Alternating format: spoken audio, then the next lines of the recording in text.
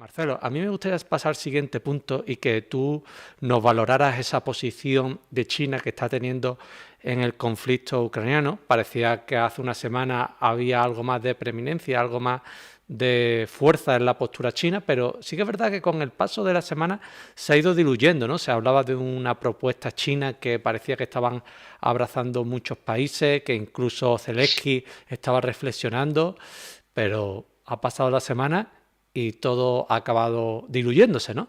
¿Cómo ves esa postura china, ese papel que está teniendo actualmente en la resolución del conflicto, en el apoyo a Rusia? Coméntanos, compañeros.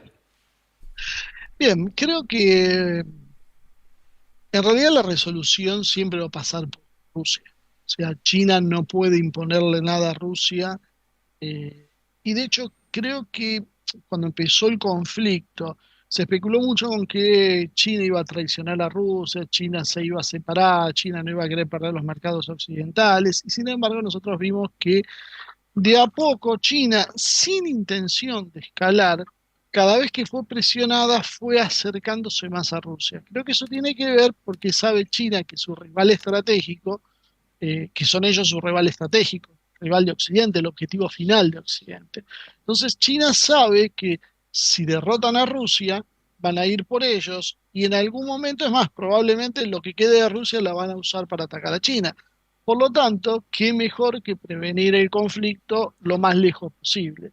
Entonces China se ha ido apoyando en la posición rusa. ¿Qué necesita China en este momento? China es un país que, por empezar, tiene una filosofía de nación comerciante. No es una nación guerrera, no lo fue nunca en la historia. Si uno mira registros históricos y eso que tienen miles de años de historia, no va a encontrar que sea una nación que pone bases y hace expediciones a otras partes del mundo. Lo de China siempre ha sido muy limitado, ha sido en el vecindario, en general políticas más bien de corte defensiva y como último recurso lo militar. Siempre lo de ellos ha sido el comercio. Eso lo que los chinos han planteado, es donde se sienten cómodos en su terreno. Por eso, además, por su propia concepción del tiempo, ¿no? La concepción que tienen los chinos de plazos diferentes a las que tenemos los occidentales. Los chinos tienen objetivos independientemente del tiempo que lleven esos objetivos. Entonces, si ellos tuvieron un conflicto en el siglo XIX con los británicos, eh, que significó el siglo de la humillación, como ellos lo autodefinen, que fueron las guerras del opio y se le tomaron parte de sus territorios y demás, eso ha quedado en la retina de China y se juraron volver a reunificarse, recuperar Hong Kong, expulsar a los británicos, etcétera, etcétera. Y bueno, lo han ido haciendo. ¿Cuánto le llevó? ¿100 años? Bueno, Hong Kong ya es chino y así va a seguir avanzando y va a seguir la cuestión contra los británicos, pero van a seguir en otros plazos. No van a eh, intentar llevar una flota a Londres. Lo que ellos van a intentar es aumentar su capacidad e imponer su voluntad en función de su capacidad comercial. Ese es el objetivo final de ellos. Y para eso lo mejor es que el mundo avance en función de plazos tranquilos, previsibles, donde las cosas se resuelvan en función de las negociaciones. Ese es el modelo natural para China y eso es lo que intenta hacer y de alguna manera forzada por las circunstancias, porque China hasta hace muy poco tiempo atrás, ahora 5 o 6 años atrás, China se presentaba apenas como una potencia mediana en crecimiento que intentaba solo mejorar su nivel de vida y no tenía ningún otro tipo de ambiciones. Hoy es imposible no reconocer en China una superpotencia. Entonces, como China se recibe de superpotencia, le guste o no le guste, porque ya Occidente le identifica, cuando Obama decide la política del pivote hacia Asia, es cuando Estados Unidos directamente la pone en la mira y dice, no, no, no, no, no, nada de nación comerciante y amiguito, ustedes son un enemigo nuestro. Y de ahí en más empieza de a poco la política de Estados Unidos a cambiar. Entonces, en función de esas necesidades, es que China comienza su proceso de rearme, de acercamiento a Rusia y demás. Pero la realidad es que no es su ámbito natural. Entonces, las negociaciones de paz que propone es tratar Esto me lo dijo un diplomático chino hace muchos años atrás, en una charla que yo le pregunté qué era lo que iban a hacer ellos en el enfrentamiento con Occidente. En ese momento mucha gente pensaba inclusive que no había un enfrentamiento, pero bueno, ya era visible. Y ellos me dijeron, nosotros no vamos a hacer nada. Occidente va a caer solo por su propio peso, por el peso de su decadencia. Nosotros no vamos a hacer absolutamente nada, solo vamos a ver cómo ellos caen. Esa es la filosofía final que tienen los chinos. O sea, a ellos no les interesa provocar algo que se va a dar naturalmente. O sea, China cree que Occidente está en una fase terminal de decadencia y va a caer solo. Entonces ahora lo que necesita es ir cristalizando su potencia de megapotencia, de su poder de megapotencia, de recibirse de gran nación, de no una nación más, de la nación que puede poner las reglas del juego, que puede pacificar, que puede llevar al mundo a la paz. Ellos lo quieren presentar desde el lado positivo, por eso les interesa trabajar en una propuesta de paz. ¿Por qué? Porque de alguna manera están reemplazando a Estados Unidos. Ya no es Estados Unidos el gran árbitro que dice acá hay guerra o acá hay paz. Ahora lo va a decir China, por lo menos va a decir acá hay paz y va a colaborar y va a usar todo su peso para la paz. Entonces la política de China va a jugar por eso, pero va a jugar dentro de los límites que le impone Rusia, porque los intereses primarios son primero de unidad, porque saben que el enemigo en común es el occidente atlantista, el cual va por ellos mismos. Entonces, ese es el conjunto de ideas que creo que subyace detrás de esto y lo que uno no puede esperar de China. De China lo que uno puede esperar es comercio, eh, desarrollo económico, ellos quieren ser el 50% del PBI del mundo, como consideran que fueron históricamente a lo largo de siglos y siglos y siglos. China fue el imperio del medio, fue la mitad del mundo conocido, fue la mitad de la producción del mundo. Bueno, ellos lo que quieren es volver a hacer eso. No desde esa posición invasiva, pero tampoco van a regalar absolutamente nada, porque ellos van a defender lo suyo. Pero bueno, para no hacer tan largo el tema de China. Entonces, en estas circunstancias, China lo que necesita es ahora de recibirse nuevamente de la nación más poderosa del mundo. Y la nación más poderosa del mundo es la que puede pacificar. Por eso es el interés en avanzar en un plan de paz. Empezar a mostrarle al mundo que la voz de China debe ser escuchada porque es la voz más importante. Eso creo que es la clave de por qué están actuando como actuando. Y bueno, el problema es que, bueno, la resolución de eso hoy no está al alcance de China. Esta resolución está más al alcance o a voluntad de lo que decida hacer Washington o Londres que lo que quiera hacer Beijing. Bueno, pues tristemente coincido con esa postura, ¿no? La resolución del conflicto descansa sobre el tejado de Estados Unidos y de Londres. Yo creo que más de Estados Unidos que de Londres, pero bueno, también le reconozco parte de esa influencia a Gran Bretaña, ¿no? Y Marcelo, yo he disfrutado mucho la conversación contigo. Si te parece, vamos a dejar que hagan alguna pregunta por el chat, que siempre me gusta darle la última palabra a las personas que nos ven, que sin ellos, como siempre digo, no estaríamos aquí, al otro lado de la pantalla, ¿no? Así que vamos a dejarle unos minutitos para que hagan alguna pregunta y yo te la traslado, ¿vale? Sí, Eh, sí. y nada, también eso, mientras plantean alguna pregunta, a mí me gustaría eso, que todas las personas que nos están viendo, pues te sigan, se suscriban a tu canal, que esto en definitiva también tiene mucho trabajo detrás, aunque, aunque algunas veces cueste. A mí me pasa que yo veo otros canales y parece todo muy fácil, pero después empieza a ver las cositas que hacen y demás y es complicado, ¿no? Bueno, aquí hay Sí. una pregunta de Eh, Leandro. Bueno, te traslado también algunas palabras de cariño. Bravo Marcelo, contentos todos con el canal. También he visto que estaba aquí Ivonne comentando cosas. Ya lo analizaré todo. A mí también me gusta pasarme por el chat después del directo para ver quién se ha pasado, quién no se ha pasado. bueno, Es una cosa extraña. Aquí no tenemos moderador. Si un día se nos mete un troll, la lía, ¿no? Pero bueno. está bien. Está bien, Eh, hay una autorregulación. eh, Bueno, aquí hace una pregunta un tanto rocambolesca, ¿no? José, sobre que hay alguna infiltración de topos de la CIA metidos en el Kremlin y que esta guerra no la puede ganar Rusia. ¿Tú qué piensas? ¿Puede haber algún doble agente ahí en el Kremlin que esté de alguna forma dirigiendo las políticas de Rusia hacia una debacle? ¿Qué piensas? Nada, sí, o sea, que haya alguna gente, puede haber, como bueno, toda la vida se han infiltrado agentes en ambos bandos a muy alto nivel. Ahora, eh, yo creo que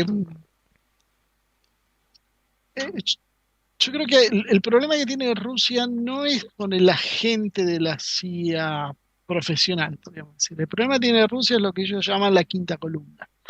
O sea, perdón, tengo una perra enorme que ha decidido pasar por donde está la cámara y casi me tira todo. Así que si ven esos temblores, no es que estamos en un sismo de Buenos Aires, sino son mis cachorritos. Decía que lo que nosotros vemos es que hay un sector pro-occidental en Rusia. Es un sector histórico, es un sector que admira al mundo anglosajón, admira a Occidente, trata de copiar cuestiones y ese es el sector que les ha producido más desconfianza. Los propios rusos dicen, nosotros no tenemos miedo a una guerra con Occidente, nosotros no podemos perder una guerra con Occidente, nuestro principal temor es interno. Putin durante sus primeros años de gobierno se vio bastante limitado en muchas de sus políticas porque, claro, necesitaba coexistir con estos sectores, sobre todo especialmente fuertes en lo que es la cultura y en la economía. Bueno, eh, esta operación militar lo que hizo fue de alguna manera liberarle las manos. Yo te doy un ejemplo para que se entienda a qué voy. Rusia no fabricaba aviones de pasajeros. Compraba Boeing y compraba Airbus a Occidente.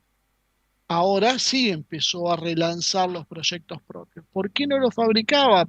Porque evidentemente los funcionarios rusos, funcionarios de pensamiento liberal, eh, preferían hacer negocios con Occidente.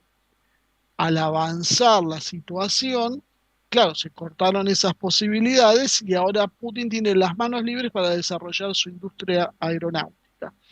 Este tipo de cuestiones son muchas. Uno a veces extraña. Yo te hablo de experiencias personales, de haber hablado con ministros, consejeros eh, eh, de la embajada a Rusia y uno quedarse hace años. Eh, eh, Frío viendo lo que esta persona decía, o sea, haciendo, yo estas cosas no debería contarlas, pero bueno, vamos a hacer que no escucha nadie.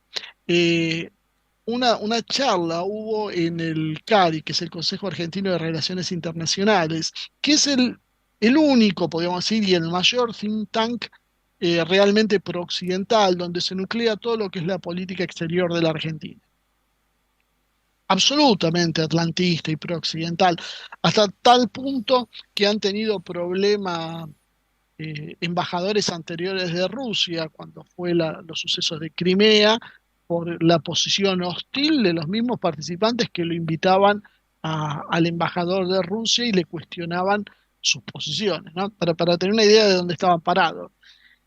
Y un ministro consejero ruso fue a dar una charla y parecía un funcionario de Estados Unidos. Entonces uno dice, pero ¿cómo es eso? Tanto es así que cuando terminó la charla yo me acerqué a hablar con él y me asombró la posición. Él estaba feliz con los aplausos de todo lo que era el sector más concentrado del atlantismo en la Argentina, que era la dependencia de Washington. Bueno, esto es bastante más común de lo que parece. En Rusia hay un sector importante en Cancillería, en los medios de comunicación, sobre todo en los medios en español. Hay un grave problema con esta cuestión que ahora los rusos están intentando, podríamos decir, purificar de alguna manera, y no desde un punto de vista autoritario, de no admitamos el descenso, sino evitar el avance de puntos de vista pro-occidentales. Se notó, eso sí, que bueno, se intentó, lo primero fue la operación militar especial, lo primero que intentaron hacer fue el levantamiento dentro de Rusia. Podrán acordar por allá por febrero del año pasado, como los rusos iban a salir a las calles masivamente. Nunca juntaron más de 3 o 4 mil personas y finalmente eso se extinguió rápidamente porque la inmensa mayoría del pueblo ruso no comparte esas ideas. Pero son tipos que están en sectores claves de la política y de la economía. Y yo creo que ahí es donde está, eh, donde trabaja la CIA, si lo podemos decir así. No es porque sean espías profesionales, sí porque influyen. Tienen una gran influencia en lo cultural que después se refleja en políticas. Por suerte, como decía, a partir de la operación militar especial, el gobierno ruso eh, dio un giro mucho más nacionalista, más euroasianista, se afirmó en esas posiciones y tiene las manos libres ante la realidad de, bueno, que ahora es muy difícil negociar con Occidente. Pero bueno, ese yo es el peligro más grave que veo y que no soy el único, muchos rusos lo dicen. Bueno, pues todo, en todas las casas salen ovejas negras, ¿no? Como Y diría de quien. 150 millones, bueno, que vos tengas 20 o 30 millones que piensen distinto. No, y sobre Sobre todo todo, que, sobre todo en los estudiantes, ¿eh? Siempre el problema lo tenés en los estudiantes de determinadas áreas. Occidente ha penetrado muy bien en ese tema. Bueno, ese libro que vos mencionabas eh, de la guerra híbrida entre Occidente y Oriente, bueno, parte de lo que analizamos es eso. Es básicamente como desde el movimiento estudiantil de izquierda en realidad se hace el juego a Washington. Cuando uno mira el hilo y se fija quién subvenciona y quién pone la plata y quién financia, bueno, las conclusiones son obvias. desde luego que sí, y tan obvia. Yo de eso hablaré también largo y tendido en algún directo porque yo tengo una opinión muy particular sobre eso y necesitaría tiempo para desarrollarla. Y bueno, Marcelo, por mi parte te agradezco mucho la entrevista de hoy. Veo que todavía hay algunas preguntas por el chat. Arriba se han quedado algunas, pero bueno, ya no estamos pasando de la hora acordada y como siempre digo, esto no tiene que ser ninguna tortura ni mucho menos y una horita y media de directo está más que bien. Así que Marcelo, a mí me gustaría decir a las personas que nos están viendo el chat que todavía no lo he anunciado, pero que mañana tendremos directo también a esta misma hora, la hora que hemos empezado hoy, a las 10 de la noche hora de España. Será un directo en solitario, pero yo creo que están sucediendo muchos acontecimientos en torno a Bakhmut, en torno a los misiles Kinzhal, en torno al suministro de armas a Ucrania, sobre la contraofensiva. Y a mí, hombre, pues también me gusta que os quedéis con mi opinión. Y no solamente que os quedéis con mi opinión, sino que en esos directos pues hay más tiempo para hablar con el chat, para intercambiar opiniones. Y a mí una de las cosas que me gusta de hacer contenido en YouTube es hablar con el chat e intercambiar con el chat. Y si os dais cuenta también, yo no hago contenido grabado y lo subo en formato vídeo. Yo todo el contenido que hay aquí en la plataforma YouTube, en este canal, es extraído de directo. Es una de las cosas que yo disfruto, tener ahí siempre a mi chat hablando, intercambiando opinión. Así que, reitero, mañana nos vemos a la misma hora para hablar de las últimas informaciones, directo en solitario, ahora lo publicaré. Y Marcelo, volviendo contigo, quería hacer este impasse para poder decirlo. Perdóname la autopublicidad. Y bueno, también reiterar que os suscribáis al canal de los compañeros. Ahí están Marcelo y Ivonne trabajando de una manera fantástica, también haciendo directos, hablando sobre la guerra en Ucrania y también de más cosas, de geopolítica, política también doméstica.